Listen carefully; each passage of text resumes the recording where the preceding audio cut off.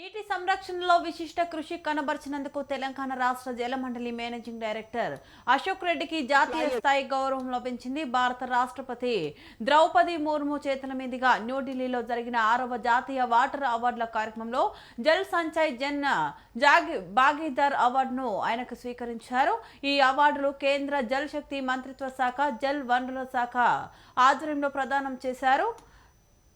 Top municipal corporation కేటగిరీలో అత్యుత్తమ ప్రదర్శన చూపించినందుకు తెలంగాణ జలమండలికి ఈ అవార్డు లభించింది.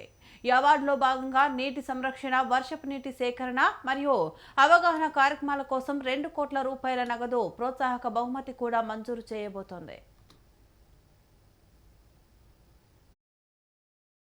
K. Ashok Reddy, IAS and Managing Director of the organization, receiving the honor on stage.